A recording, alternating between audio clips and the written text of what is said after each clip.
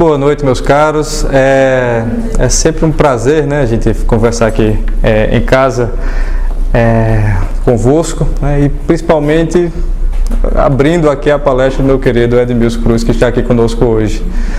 Hoje nós vamos falar sobre os jesuítas, né? E um aspecto interessante para a gente tratar disso, uma chamada para isso, é a última aula do COF, do professor Olavo. Para quem assistiu a aula 540, foi a última que ele divulgou, inclusive no YouTube. Ele falou sobre várias coisas lá, como sempre, de uma maneira muito brilhante, e ele falou a respeito da memória, né? De como aconteceu no Brasil um apagamento da memória. O que é mais urgente na nossa vida, né, como sociedade, é nós sanearmos esse apagamento da memória.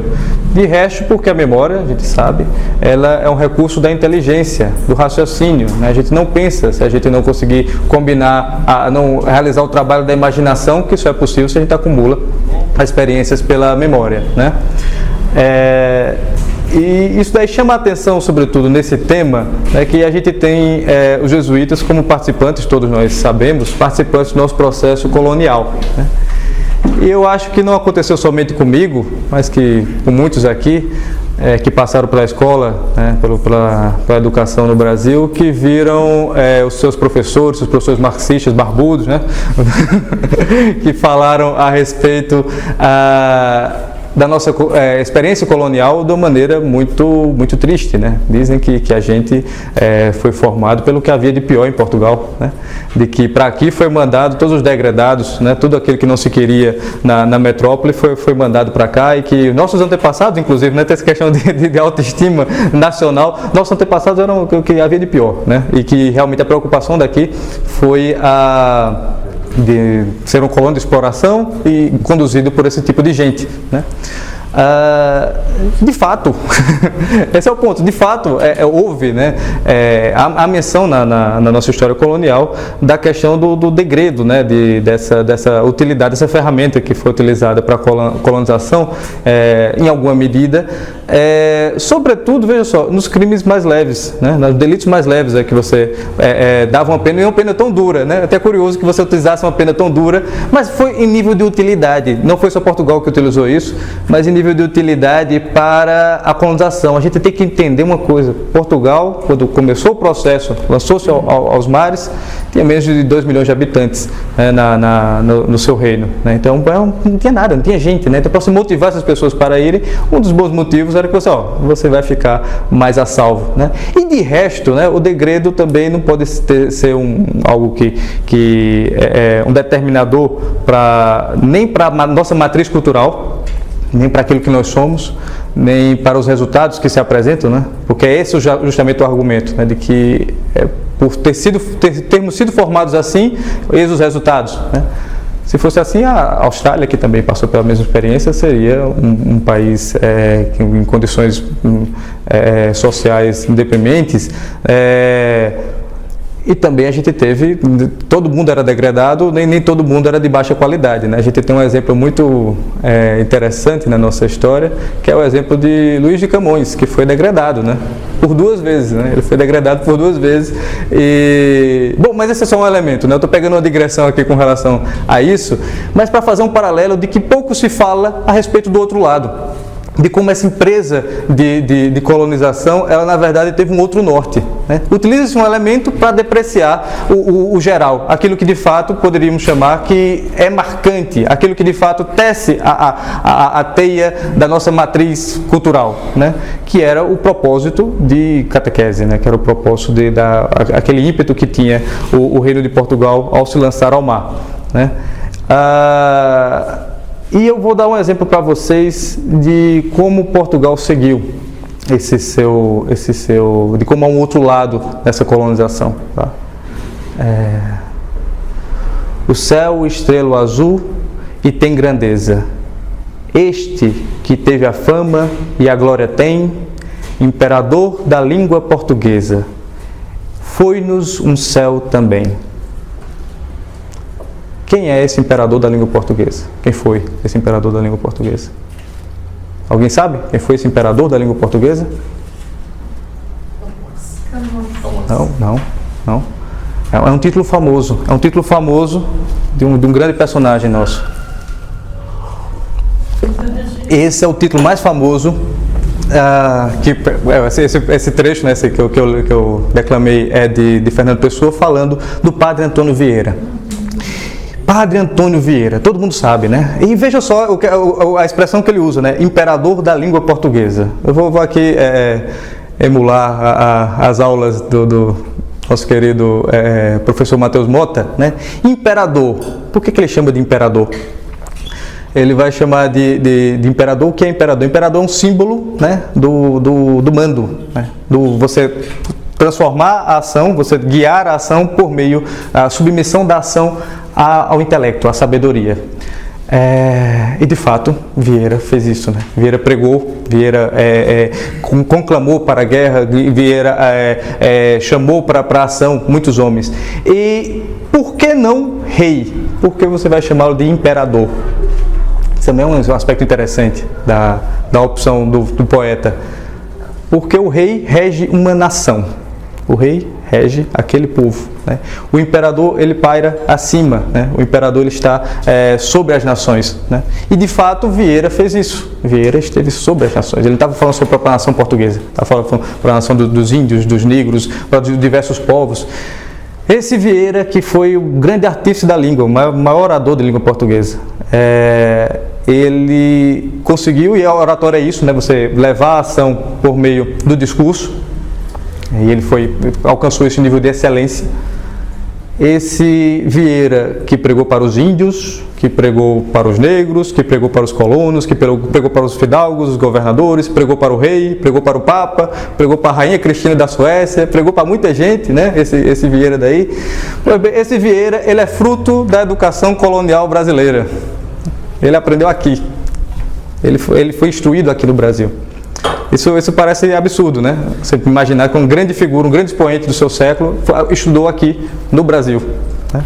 Nessa época. E pior, né? Ele foi fruto da educação baiana. Tem mais esse aspecto. Nada contra a Bahia. Mas nos parece espantoso, né? Mas assim, não é espantoso quando você olha ele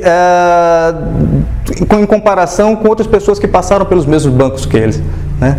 Você compara ele com o Frei Vicente Salvador, né, que fundou um grande franciscano que fundou o mosteiro lá do Largo da Carioca, no Rio de Janeiro, né, o convento Largo da Carioca. Você compara com Gregório de Matos, né? Gregório de Matos também passou pela mesma educação e foi talvez o mais brilhante poeta da língua no período barroco, né?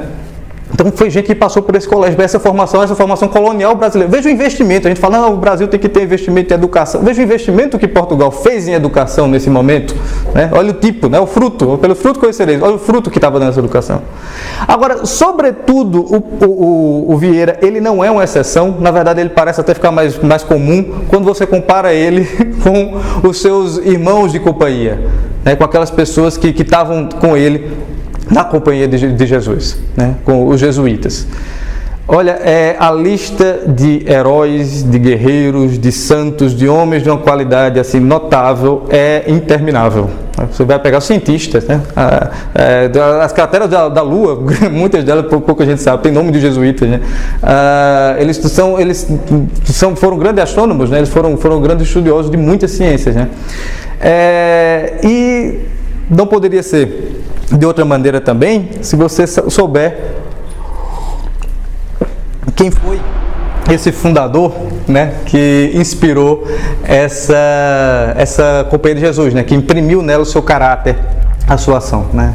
O Santo Inácio de Loyola, ele é uma figura notável também. Ele foi um grande guerreiro, né? Ele era de uma linhagem de militar, né? Ele era um nobre basco, da alta nobreza, né? No serviço lá do rei de Aragão. E ele, por circunstâncias da vida, né, ele terminou ficando debilitado sobre uma cama e tendo que começou a ler matérias religiosas, né, começou a ter inspiração para as coisas santas, e ele percebeu que toda aquela glória, toda aquela a virtude militar, toda a glória que ele poderia conseguir nas armas no serviço do rei de Aragão, ele conseguiria em muito maior grau no serviço de Deus Nosso Senhor, né, no serviço de Deus. E por essa razão ele decidiu lutar, né, e entregar toda a sua habilidade nesse serviço. Então a vida dele é interessantíssima, né? Ele vai virar um mendigo, vai ser despido das suas vestes de aristocrata. Muita gente conhece, né, a história dele. Ele termina indo para a Universidade de Paris para estudar, para terminar sua formação, para conhecer mais, porque ele percebe que a grandeza, né, a grandeza da realização humana é a contemplação, né, se aproximar de Deus. E ele se une a companheiros que também acreditam na mesma ideia. E fomos da sua ordem, né? A Companhia de Jesus. Companhia de Jesus tem esse nome militar, né? Ele tem esse nome de luta, de organização militar. E também ele produz um grande material de espiritualidade, que eu tenho certeza que muita gente aqui conhece, que são os exercícios espirituais, né? Pelo menos já ouviu falar dos exercícios espirituais. Exercitar-se, né, é exercitar para a guerra, para a luta, né? Então você percebe como ele migra de uma coisa para outra, né? Para agora os exercícios espirituais, para as lutas espirituais pelas quais a gente vai atravessar, né? E ele termina então fundando, né, essa sua ordem, recebendo a aprovação pontifícia. Ele começa, né, a ordem na terceira década do século XVI. Em 1540 você tem a aprovação do Papa e, curiosamente, né, 8 anos depois já tem o primeiro colégio fundado no Brasil. Você percebe como isso é rápido, né? Mas antes de falar, eu já cheguei lá na fundação da ordem, mas vamos entender um pouco a conjuntura, o mundo que estava, no qual essa ordem surgiu, né? Por que esse apelo da luta e como isso daí se transmutou para a educação, isso daí foi tão promissor? Por que tantas pessoas pediram para abrir colégio, né? Quando a Companhia de Jesus foi extinta, né? E teve esse período que ela foi extinta, havia mais de 700 unidades de ensino na Europa, né? Era um batalhão mesmo, era um exército de educação, de formação intelectual. Mas como é que isso chegou a esse ponto, né? Como é que isso cresceu num terreno tão fértil, com tantas vocações tão numerosas e com essa efervescência, né? A demanda era muito grande, de fato. Mas por que essa demanda ficou muito grande? A gente vai ter que voltar alguns séculos atrás. Eu acho que até em complemento, boa parte de quem está aqui esteve nas palestras que tivemos sobre o Estado, né, com Guilherme Freire e Taiguara, foram muito boas as palestras, e vocês vão se recordar de algumas coisas que eu estou falando aqui, né? Lá no século XIV, você vai ter um evento muito interessante, que vai mudar a configuração da Europa medieval, que é o chamado Cativeiro do Avignon. O que foi isso? O Papa era a autoridade espiritual da Europa, né? A gente tinha essa distinção, essa separação, né, das autoridades, né? Tínhamos a autoridade espiritual e as autoridades políticas, que era dividida. A Europa tem essa questão do pluralismo jurídico, né? Você tinha diversas instâncias, você tinha as municipalidades que concorriam entre si, tinha os nobres, os senhores da terra, você tinha os reis, que eram os senhores das nações, e você tinha a figura do imperador, que estava tão longe que talvez até a força dele não chegasse lá na ponta, mas havia essa figura do imperador. E que muitas vezes, não poucas vezes ao longo da Idade Média, entrou em disputa de poder com o Papa também, porque o Papa, na verdade, representava o topo da pirâmide, agora no nível espiritual, né? Só que aí, o que acontece nesse período desse cativeiro, né? Aproveitando confusões na igreja, né, o rei Filipe o Belo da França acaba trazendo o Papa para a França, né? Isso representa uma situação de subordinação, quase subordinação. Não era subordinação de fato, mas a conjuntura política, diplomática terminava que o Papa era hóspede, né? Havia essa questão sobre um reino. E isso daí acabou fragilizando a imagem do Papa. E mais ainda, depois do Cativeiro de Avignon, você teve um evento que, tão logo foi atingida essa imagem do Papa, que leva ao que a gente vai ver em seguida, né? Que é o chamado Cisma do Ocidente. Cisma do Ocidente para quem? Você teve 70 anos do Cativeiro de Avignon, por isso que fala do Cativeiro de Avignon em referência lá ao Cativeiro da Babilônia, dos Hebreus, né? Que durou 70 anos também, foi muito traumático para os Hebreus. E você tem, depois desse Cativeiro do Avignon, você tem o Cisma do Ocidente. Para vocês terem ideia do que foi o Cisma do Ocidente, chegou numa circunstância em que você tinha 3 indivíduos na Europa que se diziam Papa. Imagina, né? O nível de confusão disso. Tem 3 cidadãos que se dizem Papa, né? E como a Europa reagiu a isso? Né? Como a Europa reagiu a isso? Os reis, os senhores, os soberanos desses estados, eles começaram a se arrogarem o direito de apontar e dizer: esse daqui é o Papa, aquele outro é o Papa. Né? Veja a autoridade política que está apontando quem é o líder da religião cristã. Veja como isso antecipa o que a gente vai ver alguns séculos depois na questão da Paz da Westfália, na questão depois da Reforma Protestante e na questão dos estados, em que você vai ter essa divisão política da religião. É um crescendo, as coisas vão acontecendo. A gente data a separação da Idade Média para a Idade Moderna com a tomada de Constantinopla, mas os efeitos da modernidade, os sintomas, os elementos da modernidade já começavam a se desenvolver nesse finalzinho da Europa medieval, né? E você tinha então esses países se formando em torno dos seus reis, né? O rei sufocando o poder abaixo de si, na luta contra os seus nobres, né? E também na luta contra o imperador, tomando para si, né, esse seu poder, e a Reforma Protestante acaba vindo somente ensejando a radicalização desse processo, com o rei dizendo: essa daqui é a religião verdadeira. É assim que termina a Guerra dos 30 anos. Né? E terminou porque todo mundo cansou. Né? A Guerra dos 30 anos tem isso. Né? O Hilaire Belloc diz uma coisa muito interessante. A primeira geração da Reforma acreditava que um dos dois lados ia ganhar. Né? Acreditava que um dos dois lados ia ganhar. Que assim, ou ia ser isso, ou ia ser aquilo. Mas como é que isso aí pacifica, vamos dizer, pelo menos nessa crença de que um dos dois lados vai ganhar? É justamente quando as guerras se excedem tanto que você termina cansando dessa guerra. E aí você tem o rompimento dessa cristandade, a unidade da cristandade medieval, e os governantes apontando, tomando o direito de dizer qual é a religião verdadeira. Veja, dizer qual é a religião verdadeira implica você dizer o que é verdade ou não. Você dizer para as pessoas: olha, eu acredito que isso aqui é verdade e todos vocês devem acreditar que isso é verdade. Eu estou dizendo, eu tomo para mim, eu como autoridade política, autoridade temporal, autoridade do tempo, isso é, a pessoa que, numa sociedade correta, vamos dizer assim, é a pessoa que está preocupada com questões sociais, questões econômicas, isso é autoridade política, a questão, né? E ela agora está com preocupações intelectuais, que ele que vai dizer. Qual o sentido da vida de vocês? É essa autoridade política que vai fazer isso. E esse é um fenômeno. Então, e é a pessoa que tem armas na mão, né? É a pessoa que tem armas na mão que está dizendo: olha, a verdade é isso aqui, acredite. Se não acreditar. E aí você vai ter todos os eventos de perseguição religiosa, né? Inclusive, não é o tema da palestra aqui hoje, mas só um aspecto: a liberdade religiosa, a luta pela liberdade religiosa só tem sentido a partir daí. Só tem sentido a partir de que você teve essas perseguições, esse alinhamento do poder político impondo. Né? Enfim, então você teve esse esgarçamento, né? Desse nível, desse crescimento desse poder da autoridade política, nesse contexto da reforma. Mas a ideia de reforma em si não era uma ideia que somente, você fala da reforma protestante, como se só tivesse tido a reforma protestante. Na verdade, a Europa inteira compartilhava uma ideia de reforma, era quase unânime isso daí. Né? O que se percebia é que nessas lutas todas, vamos ver, o cativeiro de Avignon, você teve o cisma, você teve essa mistura, essa briga contra os reis, essa questão toda, essas questões diplomáticas que as autoridades tiveram que se exercitar nisso, isso acabou causando o que é natural, quando você está tratando com questões econômicas e políticas e vamos dizer assim, com motivações escusas, que é a corrupção. Né? Então, a igreja estava também sofreu, sobretudo a hierarquia, né?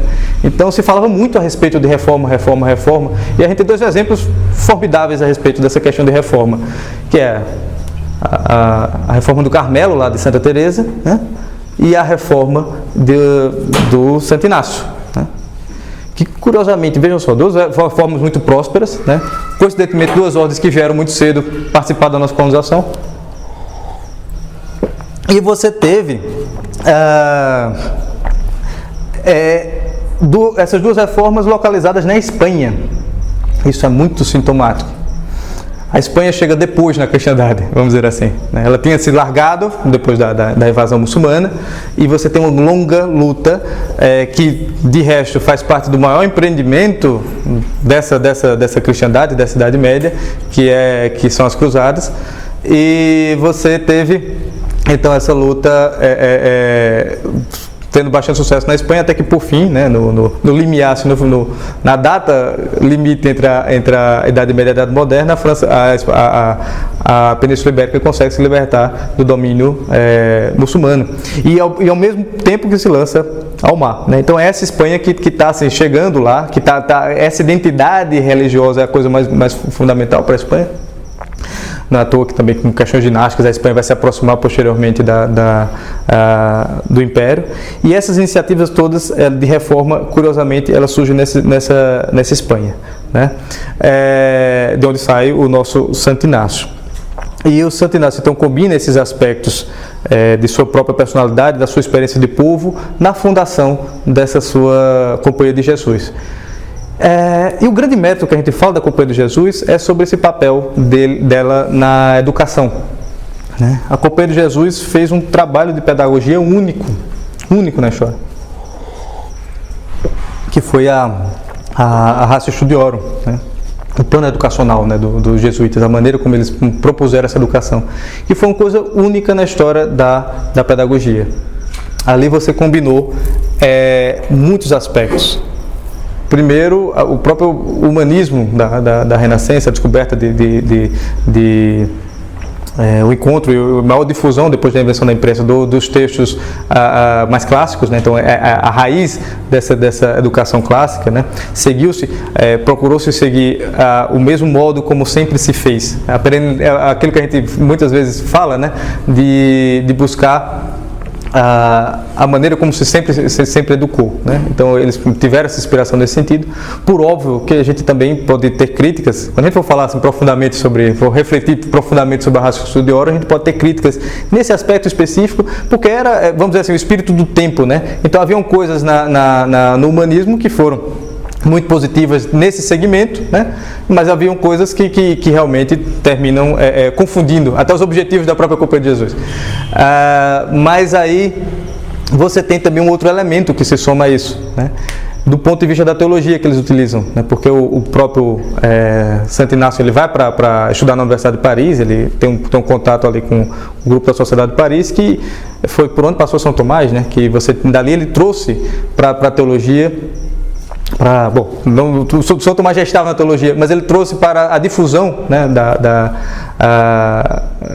da doutrina, ele trouxe São Tomás mais profundamente. Até a gente vê essa questão providencial. É possível que, até mais do que os dominicanos, os próprios dominicanos, por influência dos jesuítas, você teve essa ascensão de São Tomás como sendo a doutrina, vamos dizer assim, oficial, né? A difusão disso daí. Era o momento do Concílio de Trento, onde você teve também a questão dos seminários, e quem que estava formado para estar dando aula nos seminários eram os jesuítas, né? Foram eles que foram os primeiros a levar essas ideias todas. Então você teve uma combinação aí desse elemento, dessa filosofia antiga, dessa formação humanística, e você teve o elemento aqui dessa teologia profunda, desse raciocínio, um elemento de resto próprio da Idade Média, né? Próprio da escolástica. Até muitas vezes se fala, já viu o debate na internet falando a respeito do liberalismo, essas coisas todas, e fala da escolástica tardia, né? Quando o pessoal vai citar as influências que teve na Universidade de Viena, muitos séculos depois, essa escolástica espanhola de Salamanca, né? Ela chegou por via desse contato, né? Foi trazido da Universidade de Paris para a Espanha, justamente por esse contato daí dos jesuítas, né, que trouxe essa escolástica tardia, essa prática que era medieval. Então esse renascimento também da forma de pensar você teve em determinado grau, mas o que é interessantíssimo e que talvez seja único mesmo na Ratio Studiorum é de como aquilo não foi um documento de uma pessoa só, não foi uma pessoa que refletiu sobre de que maneira deve se dar a educação. Ele produziu seus livros, né? Fez a sua proposta educacional, né? AG, não foi assim. Na verdade, ele foi um somatório de experiências daquilo que estava dando certo em todos os colégios. Eles foram abrindo colégios, claro, com alguma noção, algum direcionamento, dentro da regra deles, né? De que maneira deveria se dar essa educação, mas foi um trabalho longuíssimo, né? De coleta de informações. E aí, como é que está sendo aí nesse colégio? E o que é que funciona aí? O que é que não funciona? Né? De que maneira deve ser a formação do professor, a formação do mestre? Então você teve um intercâmbio muito grande. Você imagina, com um colégio que está em Goa, na Índia, com um colégio que está no Brasil, você tem uma correspondência entre esses colégios e que aquilo ali foi acumulando. Foi um trabalho monstruoso, né, para ser feito, vocês imaginem, né? Mas o que é que funciona? Como é que você atrai a atenção desses alunos, etc. O que é que deve ser ensinado? E sempre na perspectiva do homem integral. Sempre da perspectiva, né, a utilidade da educação, qual é? É levar o homem à sua perfeição, à realização de suas potencialidades. Se o que tem mais de excelente no homem é justamente o seu espírito, pronto, que o espírito alcança a contemplação. Coisa. Então, o foco era a excelência. Né? Nesse aspecto, inclusive, a Ratio, nas suas motivações, ela vai num sentido oposto a algum raciocínio que estava sendo desenvolvido em outro lugar da Europa. Né? Eu cito o caso da situação do Jan Comenius, né? Jan Comenius, ou João Comenius, né? Que era que é um pastor morável, né? Da República Tcheca, né? E que nesse contexto de repartição, né? Dos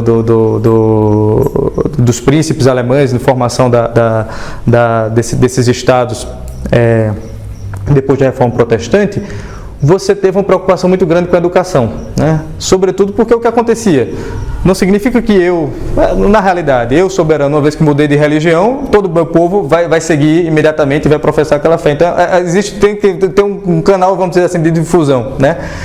Então, desde o princípio pensou-se nisso, e aí nessa conjuntura foi que foi criada a escola pública, né? Foi criada a escola pública. E você teve, nesse aspecto também, uma discussão sobre a educação, do Jan Comenius, no sentido que deveria haver uma escolarização precoce, né, das crianças, para que elas saíssem do convívio doméstico, para que elas fossem aprendessem mais profundamente aquilo que iria ser ensinado, sem interferência da família, né? Já tirar a criança da família, havia essa ideia lá no Jan Comenius. Mas uma dificuldade que ele viu foi a seguinte: não temos mestres suficientes, nós não temos professores suficientes para difundir essas ideias que nós queremos, essa educação que nós queremos para toda essa gente. Então ele inventou um negócio muito utilizado até hoje, que é o chamado livro didático. O livro didático facilitou a vida de todo mundo. O que é que o livro didático faz? Ele tem 2 unidades. Uma unidade para o aluno, tá, com um roteirinho do que ele deve, né, do que ele deve seguir, e ele tem uma unidade para o mestre, né, que o mestre tem as respostas, então o mestre deve conduzir. Então qualquer pessoa minimamente formada, que é o que acontece hoje em dia, qualquer pessoa minimamente formada consegue conduzir uma turma, né, dentro dos objetivos que aquela educação estabelece. O que é que significa isso daí, essa criação do livro didático? Significa o surgimento da escola moderna, significa o surgimento da educação que nós temos, né? E tem passos que são dados a mais, né? Depois, os objetivos, quando a história nossa é que os objetivos estão cada vez mais imanentes, cada vez mais terrenos, então os objetivos dos estados mudam para coisas mais terrenas, então você vai ter até a reforma prussiana da educação posteriormente, que aí as questões são mais práticas, né? O que é que o Estado está precisando de função social, então a preocupação é econômica, né? Com Jan Comenius, diga-se a verdade, ele tem uma preocupação espiritual, né? Também ensinava tudo em latim, né? Tem esse aspecto também. Enfim, mas então você vê que o sentido da educação da Companhia de Jesus, ele tem um apelo distinto disso daí. Tanto é que se exigia uma formação para o professor que era uma formação grandíssima. Eram anos e anos de estudo. E depois de superados ali os anos de formação humanística, de formação teológica, depois ele teria também que fazer uma experiência junto a um grande outro mestre, para que esse outro mestre ensinasse a ele toda a maneira de conduzir em sala de aula, para que depois ele fosse dar aula. Então era um roteiro muito grande da preparação e muito exigente da preparação desses professores. Não é à toa que o sujeito se abalava do outro lado do mundo para vir ensinar, e fazia isso com total desprendimento de vida, né? Era o professor que você vê aquele amor, de fato, pelo que está fazendo, né? A consciência disso, né? A humildade, todos esses valores morais tinham que estar impressos na alma do professor. Não bastava um livro didático. Um livro didático não pode dar isso a um professor. Ele está cuidando da alma daquela pessoa, não é verdade? Então você não estranha os resultados. Não estranha os resultados depois desse processo. E interessante como isso foi um processo coletivo, como todos esses aspectos entraram na conjunção, e você teve esse crescimento gigantesco da Companhia de Jesus. Ela cresceu muito. Os jesuítas eram os conselheiros dos reis, né? Estavam nas principais cortes da Europa, eles estavam com um patrimônio gigantesco, né? Porque as pessoas vinham e davam terra para os Jesus. Instale sua escola aqui, né? Faça isso, né? Era justamente essa preocupação. e termina incomodando, vamos dizer assim, o crescimento desse poder do Estado em alguma circunstância. Quando você chega no período do século XVIII, quando o período do iluminismo, né? Tão falado de iluminismo que se fala que no Brasil ultimamente se fala, faz um apelo pelo iluminismo, né? O século XVIII ele foi glorioso com relação à educação. Ele foi responsável pela extinção, quase extinção, né? Os jesuítas ainda conseguiram se manter lá na Rússia, mas a ordem foi sendo retirada de todos os estados da Europa, o que foi um grave dano no sistema educacional. Um grave dano, as escolas eram fechadas, os jesuítas eram proibidos, muitos foram presos. Né? Você imagina, em Portugal os jesuítas foram presos, né? E depois, quando foi permitida, né? Quem fez isso aqui, é importante que se diga, no século XVIII foi o nosso déspota esclarecido, né? Que fazia às vezes mesmo do rei, o rei coitado. Eu acho que nem sabia o que estava acontecendo.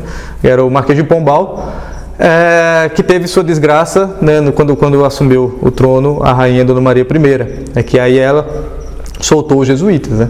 Mas os jesuítas foram proibidos, né? Até uma experiência nossa aqui da Paraíba, que a Paraíba ficou uma geração inteira sem ter um professor. Depois dessa proibição. Então, quando a gente vai falar da educação e dos resultados do Brasil, de prejuízo que o Brasil foi ter no futuro, veio a ter no futuro, a gente tem que ter um panorama completo, né? De onde que estão os erros, né?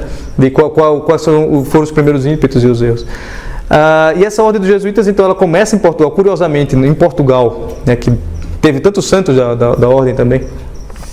E depois ela se espalha pela Europa, né? Se Portugal conseguiu cortar os jesuítas, vamos cortar os daqui também, porque eles incomodavam, né? Evidentemente, no nível de educação que eles produziam. E por outros motivos também, pela sua ampla propriedade, todo mundo queria ter, né? E você teve, posteriormente, então, esse refúgio deles já junto à rainha Catarina da Rússia, por um motivo, porque ela queria civilizar a Rússia, então ela pegava tudo que vinha do Ocidente, né? Tudo que vinha do Ocidente, inclusive os jesuítas, ela também agregou os jesuítas, não sabe os jesuítas, ela era ortodoxa, né? Mas ela também não tinha muita fidelidade, ela nasceu luterana, depois se tornou ortodoxa, ela também não tem muita fidelidade com relação à religião. Deixa os jesuítas aqui, porque pelo menos a gente está educando o pessoal, é melhor do que tá roubando. É melhor estar educando do que tá roubando. Aí ficou lá, né? Ficou na Rússia, e foi interessante porque quando passados os maus ventos, e você teve no início do século XIX, né, em 1814, 15, alguma coisa assim, a restauração da ordem, você teve ainda os padres velhos lá que foram trazidos para dizer como é que as coisas funcionavam. E terminou que a ordem ainda conseguiu florescer bastante e até produzir grandes nomes. Eu falei aqui de muitos astrônomos, de fato cientistas, né? Ela ainda conseguiu prosperar bastante com o mesmo sistema. Retiro o que eu disse. Com os exercícios espirituais de Santo Inácio e com adaptações que foram feitas no seu modelo educacional. De fato, a Ratio ela já permitia isso, tá? Uma adaptação local, não era a mesma coisa que era ensinado em todos os lugares, mas ela permitia isso, e você teve essa adaptação que foi feita, inclusive a nível temporal, depois da sua criação.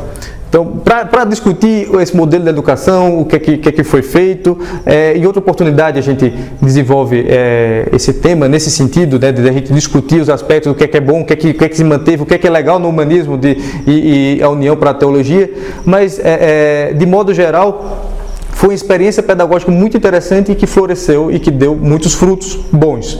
Deu outros frutos também, mas deu muitos frutos bons.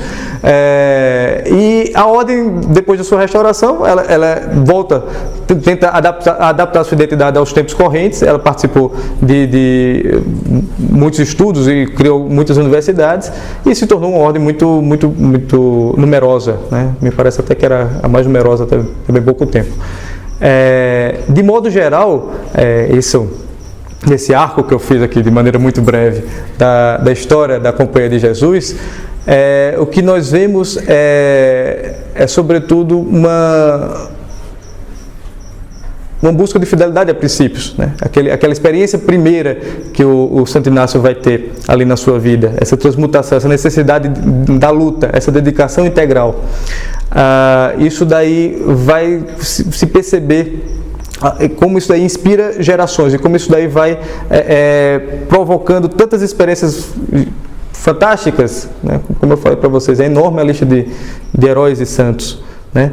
Que, sem sombra de dúvida, deve nos servir de inspiração para a solução de um dos problemas, que é o problema que a gente está vivendo, né? Veja, naquele período, naquela circunstância que você estava ali, da criação da Ordem dos Jesuítas, e quando eles foram convidados para dar aula nas primeiras escolas e foram fundando escolas, vejam que eles perceberam uma coisa que hoje a gente está percebendo, que hoje é o grande apelo nosso, né? Eles perceberam que a guerra é cultural. Ele era um militar, né? E ele percebeu que a guerra era cultural, que ele deveria educar, né? Formar gerações, né? E a gente está percebendo isso agora, diante das circunstâncias que a gente está vivendo.